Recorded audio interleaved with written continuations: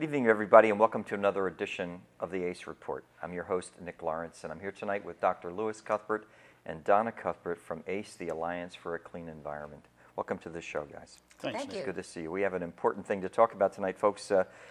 We've done many shows on issues surrounding the environment because that's what the show is all about. That's what ACE, the Alliance for a Clean Environment, is all about. Tonight, we're going to be talking about a show, actually, an issue that's really important to all of us. We're talking about air pollution tonight, and specifically your health as related to air pollution and Limerick's decision now to have a proposed trash-to-ethanol plant. And Dr. Cuthbert, I know you have a lot of things to talk to us about tonight with this subject. Let's get into it. Why is this proposed, and why is it such not a good idea? Before we get to the proposal itself, Nick, what I want to do is set the stage, if I may, so to speak, for viewers out there who are watching this program for the first time, perhaps, or are recent viewers of the ACE Report. I'd like to just clarify who we are and what we're doing and why we're doing it as a segue into this particular topic, if I may. The Alliance for a Clean Environment has been working for about 14 years or so, as many of our viewers know, and our major focus is looking at and researching threats to the environment, to people's health in the region, the Tri-County region, Montgomery, Berks, and Chester counties. And we are focused on trying to prevent unnecessary health harm from avoidable additional pollution. Mm-hmm. In previous programs, we spent a lot of time explaining how bad things are here and the fact that we've got a well-documented health crisis. Now we're to the point where most people clearly understand that, and they've seen a lot of the evidence and the documentation. So that now our major focus is to oppose and do everything in our power to prevent making matters worse, additional harmful pollution. This leads into, I think, tonight's topic and some other topics. One of the things that we've done pretty clearly, as we've said in previous programs, that the Department of Environmental Protection is not likely to give us much environmental protection. And we've spent a lot of time delineating why they're not the answer to environmental problems. Because for the most part, what they have done is present a parade of permits on demand to pollute, if you will. This is kind of a backdrop from some previous programs. This leads us to this particular proposal in this project, Nick. In September of 2007, we started receiving inquiries, phone calls, emails, requests for information about what was reportedly going on in Limerick Township without any real solid documentation.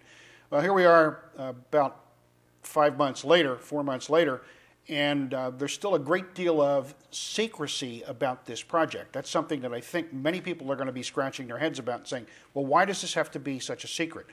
Virtually every meeting up to this point has been veiled in secrecy, held behind closed doors, and the public has been excluded, including the media. So obviously that starts to raise the hairs on the backs of people's necks saying, well, why all this secrecy?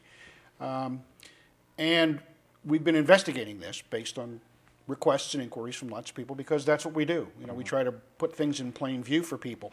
And it looks as though the intent has now been revealed, although none of the details have been revealed, to pursue a trash-to-ethanol plant. For viewers who saw our last program, they heard a lot about trash-to-ethanol plants in terms of what is it mean, how's it different from a corn-to-ethanol plant. And what we've concluded at this point in our investigation is that the leadership in Limerick Township appears to be moving forward with a pursuit of a trash-to-ethanol plant without much regard for public health and safety. So that leads us to where we are today. Do we know who started it? Who started the proposal? Who instigated the proposal? Who brought that? We believe it's David Kane, who was the chairman of the supervisors up until recently, and he's a developer. Okay. So when you're a real estate developer, I guess these are the kinds of things you do, but either he doesn't have much knowledge of toxic pollution's impacts on public health, or he doesn't care. Either way, this is an idea that could jeopardize this entire region. This isn't just about Limerick Township. This is about all the bordering townships and downwind communities. So people really need to listen in who live in bordering townships to Limerick and those who live downwind, because you need to speak up now. This is really about the health of the families in the entire region. That's what this trash-to-ethanol plant is about.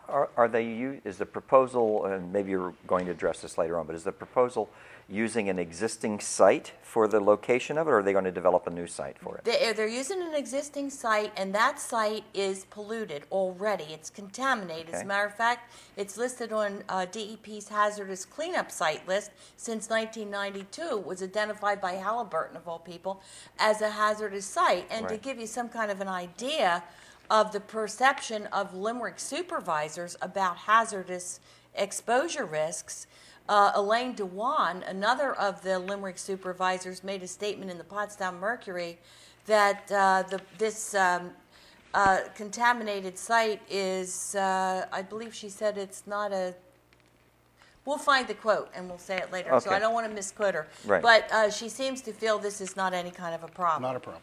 Now, we think it's not only a problem because could be a financial risk at certain level, because Limerick supervisors want the township to purchase this hazardous site that has never been cleaned up.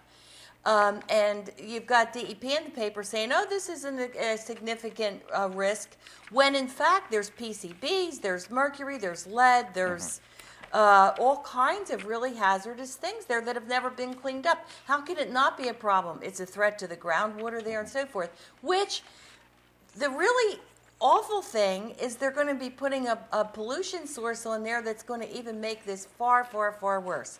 So what are they doing to their township? That's what you have to say. I mean, why? You have to ask yourself, why aren't they looking for projects to bring into this township that aren't going to jeopardize the health, safety, and quality of life of their residents? Well, again, maybe it's what you said. Either they don't care, or they're ignorant of the consequences that could be of something like that. Let me just mention to everybody, folks, I forgot to mention at the beginning of the show, that throughout our show tonight, you'll be able to see a number of graphic illustrations of the things that Dr. Cuthbert and Donna will be talking about tonight, so that you get a better perspective on the information that they're giving you. And as they've said before, and as I've said before, they've done the research on this. They have more research in most cases than the Department of Environmental Protection has, and the EPA has. Many times they are used as sources of information because they've done the legwork. They've done the work that's needed to be done to protect us, more so than the people who are supposedly in charge of protecting us. So, Lou, go ahead. Just a point that I think viewers would find interesting. At least one of the supervisors in Limerick Township said, in essence, that he's not particularly interested in what we have to say because we don't live in Limerick Township. I think it needs to be said clearly and unequivocally, this is not about us. This is not about whether we live in Limerick Township or any other township. We have about 1,000 members who are in ACE, many of whom live in Montgomery County, and a number of whom live in Limerick Township. So we're speaking on their behalf, and we're speaking regionally on behalf of everyone. This is not a personal issue. This is not about ACE. This is not about Donna Cuthbert or Dr. Cuthbert. It's not about an individual supervisor. It's about the future of the region. It's not just about the future of Limerick Township. And we talked a little bit about the nature of exposure in some previous programs. If, in fact, something is cited in Limerick Township that will release known cancer-causing agents into the air, that means people are going to get sick. Those people are not all going to be residents of Limerick. Some of them are very likely to be based on proximity. But when you look at surrounding communities, these are all communities where people will be impacted negatively, adversely, harmfully, if somebody puts in an installation that adds cancer-causing emissions into the air. Linfield, Limerick, Schwenksfield, Royersford, Pottstown, Lower Pottsgrove, the Coventrys, East and North, Spring City, Parker Ford, Phoenixville, Trapp, Collegeville. We've talked in many programs, Nick, about the ludicrous assertion that we've heard from several polluters and some elected officials and some agency officials that pollution is going to be restricted to the boundaries of a site. Right. I mean, that makes no sense whatsoever. There's no barrier that would prevent airborne cancer-causing chemicals to stop at the edge of a municipality or the edge of a property owned by some polluting corporation. Well, there's no, I mean, it is so ridiculous because even people say, well, ground pollution doesn't even stay on the site, and that's the most dense material. That's I mean, right. air goes everywhere, water travels everywhere, and so people say, well, you know, it doesn't even stay on site if it's a land pollution in a way. No, So we're going to ask the people from the communities that he just mentioned to contact ACE.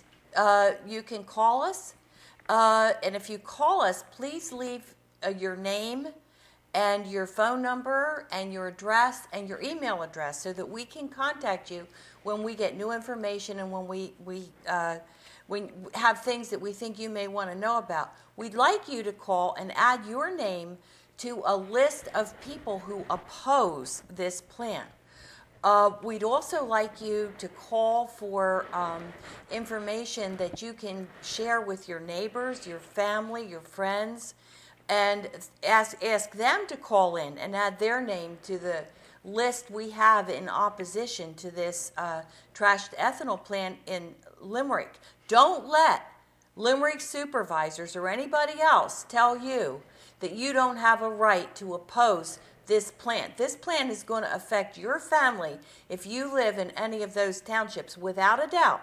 This plant will put poisons into the air that will cause cancer, neurological problems, reproductive problems, immune system damage, and a whole host of other problems, including infant mortality and miscarriages and all sorts of things. These are nasty air pollutants that will be put into the air and added to a serious problem we already have with air pollution in Montgomery County. So please get involved now. Now is the time for you to call us, add your name to this list in opposition to this. We've had this discussion before on previous shows too about people know that there is a link between the hazardous materials that are found on sites like the one that they're proposing, okay?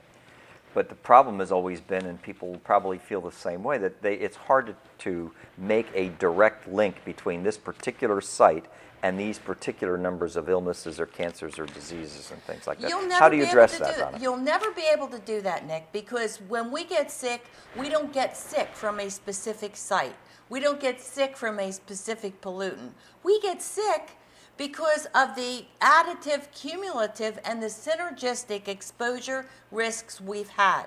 So at some level, you have to start using common sense.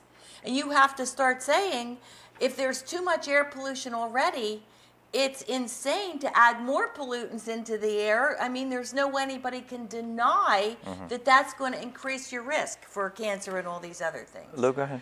I think in previous programs we've spoken about the combinational effects, the synergistic effects, which means 1 + 1 equals a whole lot more than 2 when you're combining deadly substances. But we've also talked about the cumulative effects over time.